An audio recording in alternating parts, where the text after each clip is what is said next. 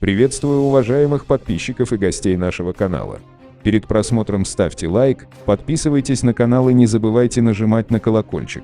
В Казани организованная преступная группировка, состоящая из представителей азербайджанской диаспоры и занимающаяся крышеванием местного бизнеса, координируется из Турции.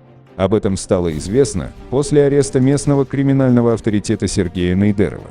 Свой статус положенца Нейдер получил в 2015 году от уроженца Казани, трижды судимого вора в законе Романа Сычева, Сыч, состоявшего с 1990-х годов в местной ОПГ Восьмовские. Последний после освобождения в 2011 году переехал жить в Москву, но связь с криминальным миром Казани поддерживал, периодически приезжая в родной город.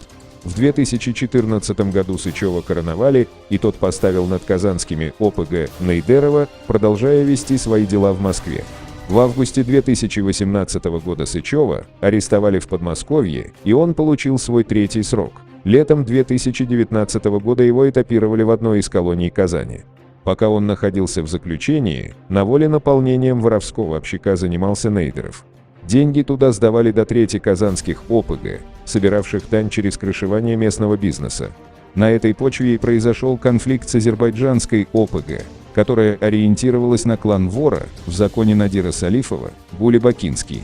Последний решил инвестировать в строительство одного из объектов недвижимости в Казани. Для этого был привлечен местный предприниматель Сергей, который оформил на себя земельный участок под будущий объект и нашел подрядчика. Однако тот, получив сумму в несколько миллионов рублей, исчез.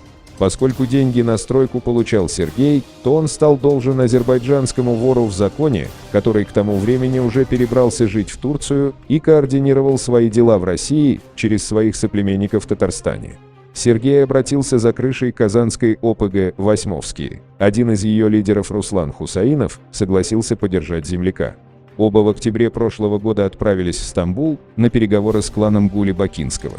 Однако к тому времени Гули был убит, и власть в азербайджанской ОПГ перешла к его брату Намику Салифову, тоже вору в законе. На встрече казанский предприниматель объяснил, что его самого подставили, вернуть деньги он пока не может. Но азербайджанской ОПГ это не понравилось, назрел конфликт. Хусаинов обратился к Нейдерову как к положенцу Татарстана. Нейдеров сказал, что правы казанцы. Азербайджанцам это решение пришлось не по нраву, и произошла драка с Хусаиновым и другими восьмовскими в Казани возле ресторана «Султанат». Именно после этого происшествия глава МВД по Татарстану Артем Хохорин признал наличие этнических ОПГ в регионе.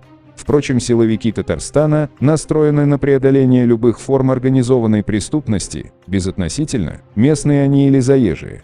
Поэтому арест положенца Сергея Нейдерова следует рассматривать именно в этом ключе. К тому же в 2019 году в Уголовном кодексе Российской Федерации появилась специальная статья 210.1 «Занятие высшего положения в преступной иерархии», которую сейчас и предъявили Нейдерову.